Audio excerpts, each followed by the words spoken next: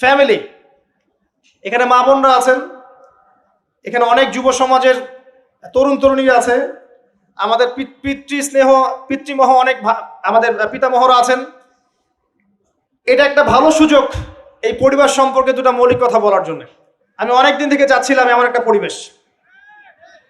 Listen ভাই, আল্লাহ পাক একটা আয়াতে বলেছেন, সূরা তাহরিম আয়াত নাম্বার 6, ইয়া আইয়ুহাল্লাযীনা আমানু, হে মুমিনগণ, কু আনফুসাকুম, নিজে জাহান্নামের আগুন থেকে বাঁচো, ওয়া আহলিকুম নারা, তোমার পরিবার বর্গকে বাঁচাও, আলাইহা মালাইকাতুন গিলাজুন শিদাদ, যেই জাহান্নামে কঠোর মনের ফেরেশতা আছেন, লা ইয়াসুনাল্লাহা মা আমারহুম ওয়া ইয়াফআলুনা মা ইউমারুন, আল্লাহ পাক তাদেরকে যে আদেশ করেন সে আদেশ পালনে তারা বিন্দু মাত্র ভূক্ষেপ করে না, মানে বিন্দু মাত্র গাফেলতি করে না। আল্লাহ পাক ভয় দেখাচ্ছেন জাহান্নামে এমন ফেরেশতা আছেন, আল্লাহ যা আদেশ করবেন তাই করবে। এই জাহান্নাম থেকে নিজে বাঁচো, পরিবার বর্গকে বাঁচাও। নিজে বাঁচবো কিভাবে? আমি বলে দিয়েছি কিভাবে। আপনি জ্ঞান অর্জন করবেন, আমল করবেন, হালাল খাবেন, তাওহীদে থাকবেন, সুন্নতে থাকবেন, ইনশাআল্লাহ বেঁচে যাবেন। পরিবার বর্গকে বাঁচাবেন কিভাবে? আসেন শুরু করি শুরু থেকে। শুরুটা হবে আপনার বিয়ে দিয়ে।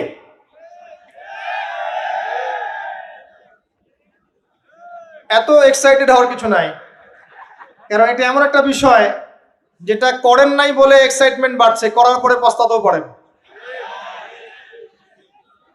এটা এমনই দিল্লি কা লাড্ডু, যে খাবে সেও পস্তাবে, যে খাবে না সে বেচারাও পস্তাবে। তবে আপনারা খেয়ে পস্তান, আলহামদুলিল্লাহ। এমন ভাবে শুরু করেন না পরিবারটা যে আপনি একজন তরুণী, আপনি একজন তরুণ, বিয়ে করছেন, বিয়ের সময় দিনদারিতা বাদ দিয়ে অন্য কিছু দেখতে যায় না। যদিও বা অর্থ সম্পদ, বংশমর্যাদা, সৌন্দর্যের কথা হাদিসে এসেছে, হাদিসটা এমন নয় যে তোমরা 4টা গুণ দেখেই বিয়ে করো, এমন নয়। হাদিসটা এমন নয়, অনুবাদটা অনেকেই ভুল করে, অনেকেই ভুল করে। হাদিসে বলা হয়নি কখনো 4টা গুণ দেখেই বিয়ে করো, এটা নয়, বরং বলা হয়েছে 4টা গুণ দেখে বিয়ে করা হয়। কথা কি বুঝতে পারছেন? কেউ এটা দেখে, কেউ এটা দেখে। তোমরা দিনদারিতে দেখো, না হলে তোমাদের হাত ধুলোয় ধূসরিত হবে। হাদিসটা এমন। এক্ষেত্রে কি আমরা বলবো, প্রথমত বিয়েটাকে সহজ করে দেন। বিয়েটাকে সহজ না করলে সমাজে জেনা বাড়তে থাকবে, এবং জেনা বাড়ার কারণ আছে।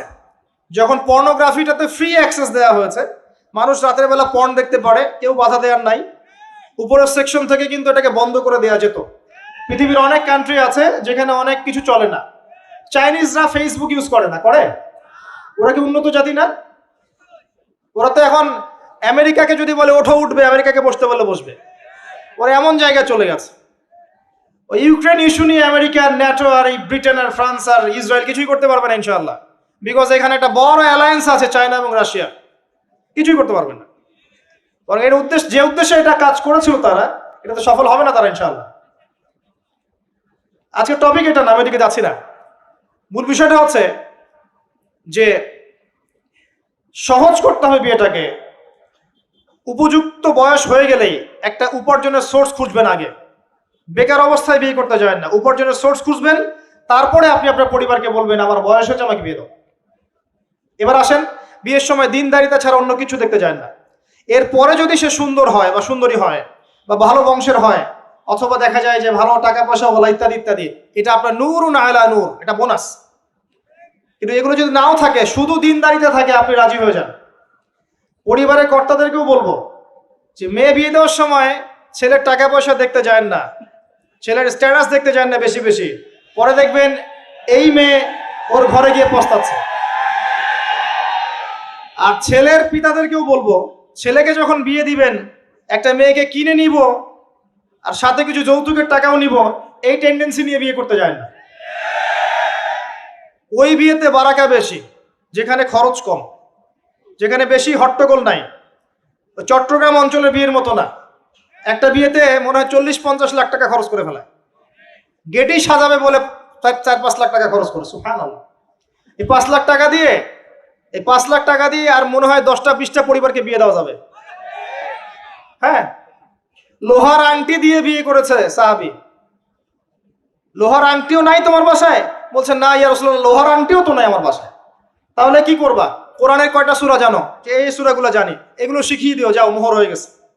কত সহজ বিয়ে, কত সহজ। আর এখন যেটা হয়, মেয়ে খুঁজবে দিনদার বিল গেটস, আর ছেলে খুঁজবে দিনদার ক্যাটরিনা। কথা বুঝতে পারছেন? প্রিয় ভাইয়েরা, দিনদারি থেকে প্রাধান্য দেন, আর কিচ্ছু না। আপনি সফল হবেন ইনশাআল্লাহ, শান্তি পাবেন। এবং বিয়ের পরে আল্লাহর পক্ষ থেকে একটা ভালোবাসা আসবে।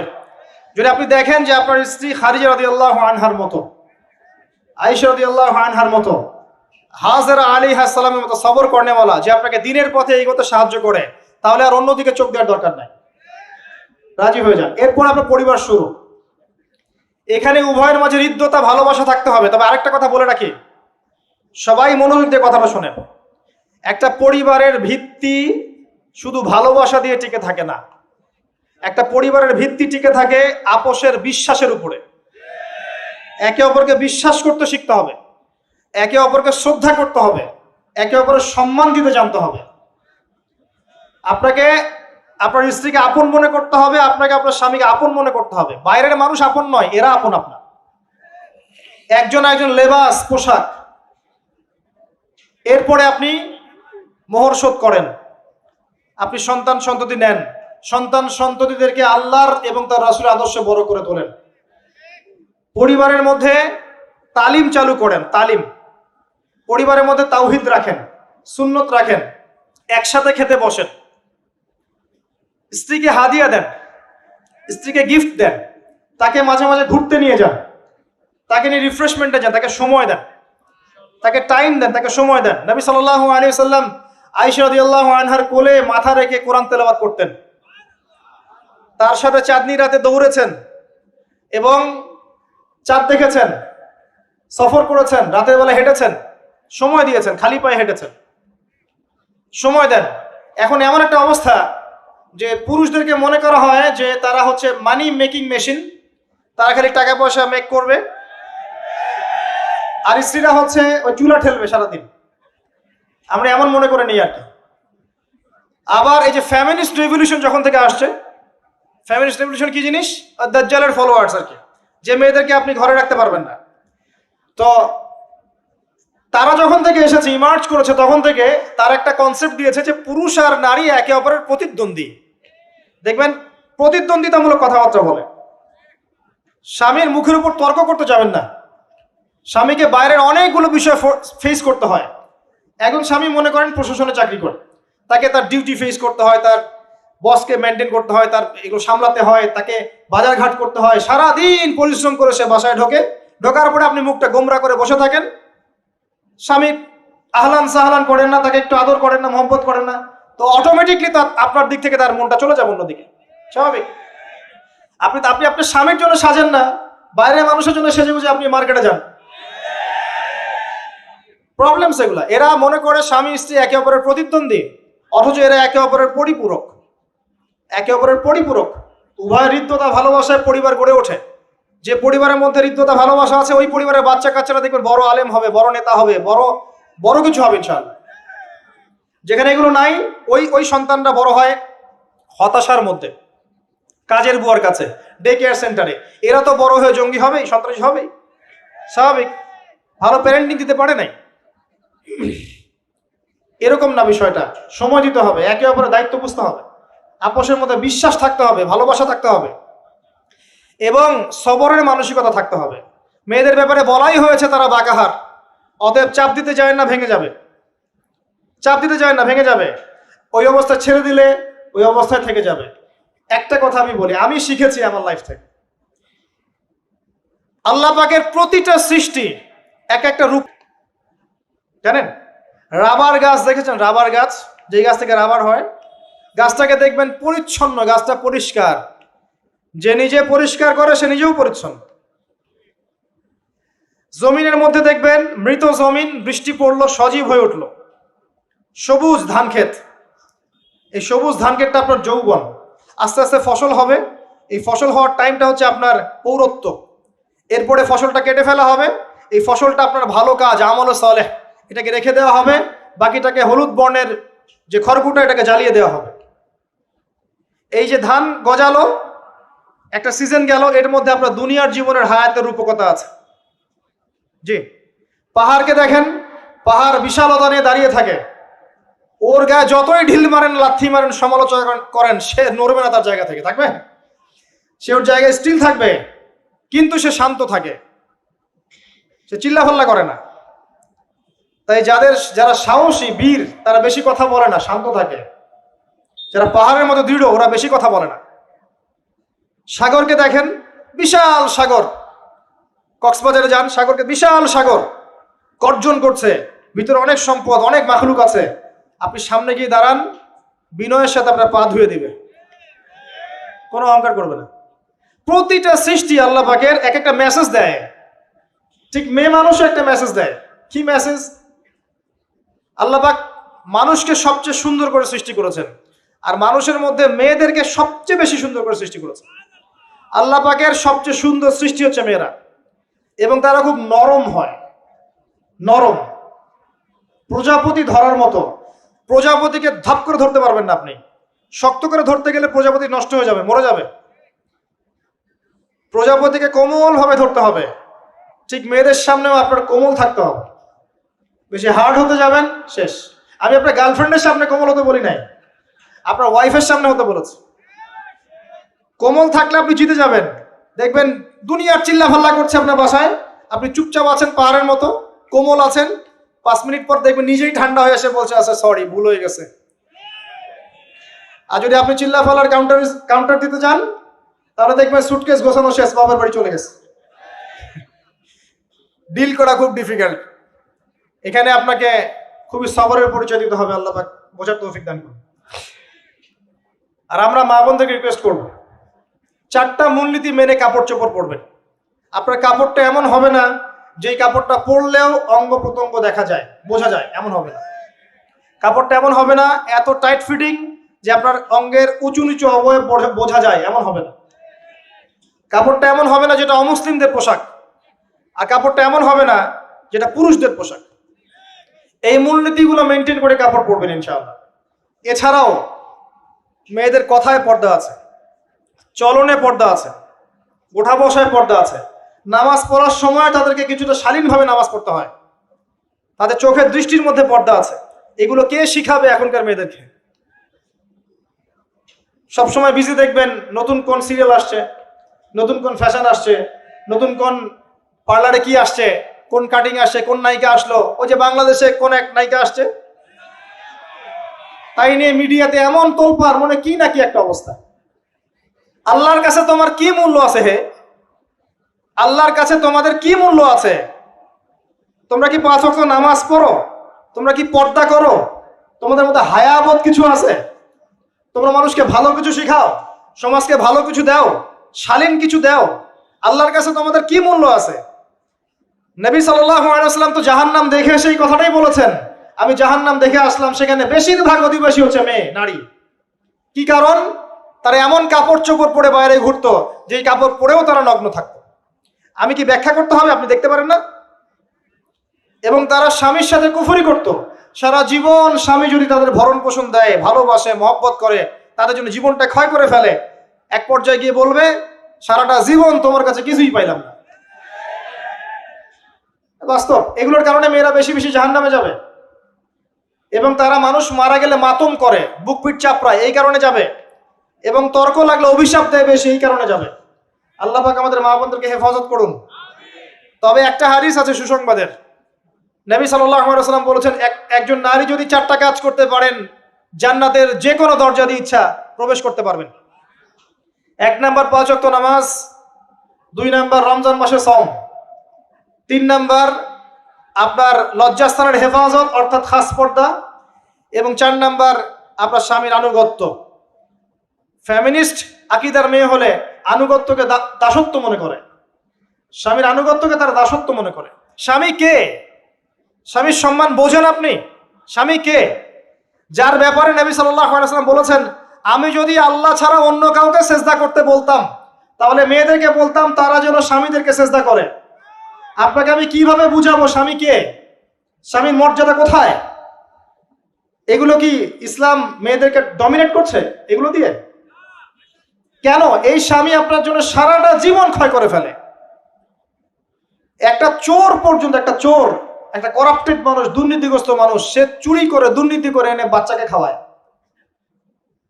একটা ধর্ষক পর্যন্ত ওর মেয়েকে আদর করে। পুরুষ মানুষ কি জিনিস কেমন করে বুঝবেন? সারাটা জীবন ক্ষয় করে ফেলায়। যদি আপনি তার আনুগত্য করেন, তার সামনে সুন্দর মতো থাকেন, তার কথার সাথে তর্ক না করেন, ভালোবাসা দিয়ে থাকেন, আপনার জন্য সে জীবন দিতে প্রস্তুত থাকবে। এরকম পুরুষ মানুষ। আপনাদেরকে কেউ চোখ তুলে তাকালে চোখ তুলে ফেলাবে, এরকম পুরুষ মানুষ। আর এখন তো পরিস্থিতি ডিফারেন্ট। বাসায় পুরুষ বাইরের ছেলের সাথে ফোনে প্রেম হয়ে গেছে, পালাই চলে গেছে, বিয়ে করে ফেলছে। দেখবেন বাসায় স্ত্রী আছে, বাইরের মেয়ের সাথে প্রেম করে বিয়ে করা শেষ। বিয়ে করলে সমস্যা নাই, ব্যভিচার করে ফেলছে। বিয়ে সে করতেই পারে, সে যদি সমতা রক্ষা করতে পারে, সেটা তার ডিফারেন্ট ইস্যু, এটা অন্য ইস্যু। তো স্বামীর আনুগত্য আপনাকে কিভাবে বুঝাবো? এটা দাসত্ব নয়। নবী সাল্লাল্লাহু আলাইহি ওয়াসাল্লাম বলেছেন, কোন স্বামী যদি কোনো স্ত্রীকে চায়, তার প্রয়োজনের জন্য চায়, মহব্বতের জন্য, স্ত্রী যদি চুলায় রান্না করতে থাকে, ওই রান্না ফেলে দিয়ে তাকে আসতে হবে। হাদিস। রাতের বেলা স্বামী স্ত্রী শুয়েছে, স্বামীর চাহিদা আছে, স্ত্রীর কোনো সমস্যা নাই, স্ত্রী ফিট, ইচ্ছা করেই অহেতুক স্বামীকে বলল আমি রাজি না, উল্টা পাশে মুখ করে ঘুমিয়ে গেল। আল্লাহর নবী বলছেন, সারা রাত আল্লাহর পক্ষ থেকে একজন ফেরেশতা আসবে, এসে এই নারীকে অভিশাপ দিতে থাকবে। এখন এগুলো হাদিস শুনলে বলবে যে ইসলাম তো মেয়েদেরকে ছোট করছে। একজন মেয়ে তার, একজন স্বামীর কথা বলছে, স্বামী তার মেয়ে, তার স্ত্রী, তার মা, তার বোন, সবাইকে তার মিরাসের হক দিতে হয়। একজন মেয়ে তার বাবার সম্পত্তি পায়, কোনো কোনো ক্ষেত্রে তার ভাইয়ের সম্পত্তি পায়, তার স্বামীটা তো পাই, তার ছেলেরটাও পায়, নানি হলেও সম্পত্তির হক আছে। একটা মেয়েকে চতুর্দিক থেকে সিকিউর করা হয়েছে ইসলামে। তারপরেও কিছু ফ্যামিলিস্টের কারণে এরা বলবে যে মেয়েদেরকে ইসলাম ছোট করছে। হ্যাঁ, মেয়েদেরকে ইসলাম কেন ছোট করছে? কারণ পর্দা করে যে বাইরে বেরোতে বলেছে, ঢ্যাং ঢ্যাং করে নগ্ন হয়ে বেরোতে নিষেধ করেছে, এই কারণে। যদি বলে যে হ্যাঁ ইসলাম আপনাদেরকে ফ্রি মিক্সিং এর স্বাধীনতা দিচ্ছে, আপনারা সবাই ফ্রি মিক্সিং করেন, গেঞ্জি পরেন, টি শার্ট পরেন, স্যান্ডো গেঞ্জি পরে বাইরে ঘুরে বেড়ান, টাইট ফিটিং প্যান্ট পরে বাইরে ঘুরে বেড়ান, সব জায়গায় আপনারা ফ্রি মিক্সিং করেন, পর্ন দেখেন, জেনা করেন, মদ খান, ইসলাম খুব ভালো। তখন তোমাদের জন্য তো ইসলাম নয়, তোমরা জাহান্নামে যাও, আল্লাহর কি আসে যায়? ইসলাম তোমাদের জন্য নয়, তোমরা জাহান্নামে গিয়ে মরো, ইসলামের কিচ্ছু যায় আসে না। আল্লাহর ওয়াস্তে পারিবারিক আদর্শের দিকে ফোকাস করেন প্রিয় ভাই। নিজে জাহান্নামের আগুন থেকে বাঁচান, পরিবার বর্গকে বাঁচান, পরিবার আরেকটা পার্ট হচ্ছে আপনার পিতামাতার সাথে খারাপ আচরণ করতে যায় না আল্লাহর ওয়াস্তে। সেই ব্যক্তির জন্য ধ্বংস, যার পিতামাতা বেঁচে আছে, তাদের হক আদায় করে সে জান্নাতে যেতে পারলো না, তার জন্য ধ্বংস। আরেকটা অংশ আছে আপনার সন্তান সন্ততি, বাচ্চা কাচ্চার প্যারেন্টিংটা খুব সুন্দর করে করেন। যখন আপনি স্ত্রীর সাথে মিলন করতে গিয়েছেন, তখন দোয়া পড়েন, আল্লাহুম্মা বিসমিল্লাহি আল্লাহুম্মা জান্নিবনা শাইতান ওয়া জান্নিবিশ শাইতান মা রাযাকতানা। আমার মনে হয় এখনকার জেনারেশন যেগুলো আছে ফাসেক, মাদক সেবন করে, পর্নোগ্রাফিতে আসক্ত, ইয়াবাখোর, স্মাগলিং করছে, চুরি করছে, হাবিজাবি, ধর্ষণ করছে, আমার মনে হয় না তাদের পিতামাতা তাদেরকে জন্ম দেওয়ার সময় এই দোয়াগুলো পড়েছিল। কারণ পিতামাতা এই দোয়া পড়লে ওই সন্তানকে শয়তান স্পর্শ করতে পারে না। সন্তান হবে, সন্তান ছেলে হোক মেয়ে হোক, আপনার এটা নিয়ে মন খারাপ করার কিছু নাই। একজন কন্যা সন্তানকে লালন পালন করে সৎপাত্রে পাত্রস্থ করলে এই মেয়ে পরকালে আপনার জন্য জাহান্নামের আগুন থেকে ঢাল হয়ে যাবে। যার কাছে দুইজন মেয়ে আছে, দুইটা মেয়েকে সে ভালো করে মানুষ করেছে, নবী সাল্লাল্লাহু আলাইহি ওয়াসাল্লাম বলছেন সে জান্নাতে আমার সাথে এমন করে থাকবে, এইভাবে। কেউ যদি বিধবার দায়িত্ব নেয়, সেও নবী সাল্লাল্লাহু আলাইহি ওয়াসাল্লামের সাথে এইভাবে থাকবে। এতিমের দায়িত্ব নেয়, এইভাবে থাকবে। ফ্যান্টাসিতে ভুগছেন, একটা এতিম মেয়েকে বিয়ে করেন, একটা অসহায় তালাকপ্রাপ্ত মেয়েকে বিয়ে করেন, একটা বিধবা মেয়ে যার স্বামী মারা গেছে, কেউ নাই দেখার, তাকে বিয়ে করেন, তারপরে বোঝা যাবে আপনার মধ্যে কতটুকু দিন আছে। আর বর্তমান সভ্যতা আমাদের কি সমাধান দিবে? সবাই যদি দিনদার একটা করে ক্যাটরিনা খোঁজে, এই এতিম, এই বিধবা, এই যাদের দেখার কেউ নাই, এই মেয়েগুলা কি রাষ্ট্রের সম্পত্তি হয়ে থাকবে? এদের দায়িত্ব কে নিবে? পুরুষরা যদি দায়িত্ব না নেয়, কে দায়িত্ব নিবে? এখন কেউ যদি ওদের দায়িত্ব নিতে যায়, তখন তাকে আবার খারাপভাবে উপস্থাপন করা হয়, এই ব্যক্তির মনে হয় চরিত্র খারাপ। কিন্তু এদিকে বাইরে 10টা জেনা করে বেড়াচ্ছে, কোনো সমস্যা নাই, এগুলো উস্কায়। এইসব জাহেলদের জন্য ইসলাম নয়। ইসলামের প্রতিটা বেসিক ফান্ডামেন্টাল মানবতার কল্যাণের জন্যই। এগুলোকে ফরজ করা হয়নি, আপনি নফল, আপনার সামর্থ্য থাকলে আপনি করতে পারেন, না করলে কোনো সমস্যা নাই। কেউ যদি করে যে ইসলাম পরিপূর্ণরূপে পালন করার চেষ্টা করছে, এটার উপরে আমল করার চেষ্টা করছে, তাহলে আপনি তাকে ক্রিটিসাইজ করছেন কেন? কি সমস্যা আপনার? আরেকটা পার্ট হচ্ছে সন্তান সন্ততি। বাচ্চা কাচ্চাকে ছোটবেলা থেকেই মানুষ করতে হবে এমন ভাবে যাতে করে বড় হয়ে এরা এই উম্মার খালেদ এবং ওমর হতে পারে। বাচ্চা ছোট বাচ্চাকে আপনি ভালো খাবার দেন, মায়ের স্নেহ দেন, বাবা মার সাথে রাখেন, একটু গ্রাম্য পরিবেশে নিয়ে গিয়ে তাকে বড় করেন। কেন বলছে কথা? এখানে পরিবেশ সুন্দর থাকবে, সে দৌড়াবে ধুলার মধ্যে, মাঠের মধ্যে খেলবে, সুন্দর ভাষা শিখবে। এরপরে তাকে ভালো প্রতিষ্ঠানে পড়ান। প্রতিষ্ঠানটা এমন হবে যে প্রতিষ্ঠানে জেনারেল শিক্ষা, ইসলামিক শিক্ষা একসাথে দেয়া হচ্ছে, সে সব শিখবে। আমার ছেলে কোরআনে হাফেজও হবে, আমার ছেলে ডক্টরও হবে ইনশাআল্লাহ। এভাবে করে তোলেন। আধুনিক হন, মাথাটা খাটান, ব্যাকডেটেড মানসিকতা বাদ দেন। বিশ্বটা এগিয়ে গেছে, আমাদেরকে এগিয়ে যেতে হবে। একমুখী জ্ঞান দিয়ে আপনি কিচ্ছু করতে পারবেন না এই যুগে। দ্বিমুখী শিক্ষার একটা হারমোনিয়াস কম্বিনেশন দরকার। আমাকে কোরআন জানতে হবে, সায়েন্সও জানতে হবে, নাহলে আমি সায়েন্স দিয়ে কোরআনকে ব্যাখ্যা করতে পারবো না, কোরআন দিয়েও সায়েন্সকে ব্যাখ্যা করতে পারবো না। জানতে হবে, আমাদেরকে শিখতে হবে, পড়তে হবে, প্রচুর পড়তে হবে। বাচ্চাদেরকে ছোট থেকে বড় করেন এভাবে। আস্তে আস্তে গিয়ে দেখবেন তারা যখন কিশোর, তাদের বন্ধু বান্ধবের সার্কেলের দিকে খেয়াল রাখেন। আপনি বাবা হিসেবে তার বন্ধুর মতো আচরণ করেন, মা হিসেবে তার সাথে বান্ধবীর মতো আচরণ করেন, তার সাথে ক্লোজ হন, তার সমস্যাগুলো জানার চেষ্টা করেন। তাকে ফ্রি মিক্সিং এর মধ্যে পড়াশোনা করতে দিবেন না, না হলে স্কুল লাইফে সতীত্ব হারিয়ে ফেলবে। অনেক সময় অনেক মেয়ে আছে স্কুল লাইফে সতীত্ব হারিয়ে ফেলেছে, কলেজ লাইফে যেতে যেতে প্রস্টিটিউশনে চলে গেছে। অনেক মেয়ে আছে, এগুলো টপ সিক্রেট না, এগুলো সব ওপেন সিক্রেট। এখন ঘরে ঘরেই সমস্যা, মানুষ লজ্জায় বলতে পারে না। যে কটা মিডিয়া আসে এগুলো তো আমরা জানি, ঘরে ঘরেই সমস্যা ঢুকে গেছে, মানুষ লজ্জায় বলতে পারে না। ছোট ছোট বাচ্চা মেয়েদেরকে পর্যন্ত রেপ করা হচ্ছে এখন। এটা সেই ফ্যামিলিস্ট রেভলিউশনের কারণেই হচ্ছে। যত বেশি জেনাকে উস্কে দেওয়া হবে, তত বেশি ধর্ষণ বাড়বে। ধর্ষণ বাড়তে বাড়তে এক পর্যায়ে বাচ্চাদেরকে ধর্ষণ করা বাড়বে। এরপরে কি হবে জানেন? এরপরে মানুষ সমকামী হবে বেশি বেশি, ছেলের সাথে, নাউজুবিল্লাহ। তারপরেও কি হবে বলে যাচ্ছি, এরপরে আরো একটা ধাপ আসবে, যখন মানুষ গবাদি পশুর সাথে জেনা করবে। দেখে নিয়েন, এগুলো হাদিসে এসেছে, এমনি এমনি বলছি না, মানুষ এগুলো করবে। বাচ্চা কাচ্চাকে বড় করেন, ভালো খাবার দেন, ওকে খেলাধুলা করতে দেন। ও যত বেশি খেলাধুলা করবে, ও শরীরটা ক্লান্ত হবে, তখন খাবে ভালো, বেশি খাবে, ব্রেন শার্প হবে, ওকে ওর নেতৃত্ব দেওয়ার যোগ্যতা অর্জন হবে। ওকে খেলাধুলা করতে দেন, ওকে ব্যায়াম করতে বলেন, ওকে সাঁতার শেখান, ওকে তাইকুন্ডু শেখান, ওকে ফিজিক্যাল এক্সারসাইজ শেখান। ওই ডিভাইসে অ্যাডিক্টেড করবেন না, উল্টাপাল্টা কার্টুন দেখান না, উল্টাপাল্টা অ্যানিমেশন দেখান না, এমন গেমসের মধ্যে আসক্ত করে দিয়েন না, বাসায় ডিভাইস দিয়ে দিয়েন না, সারাদিন এগুলো খেলছে, এগুলো দিয়েন না।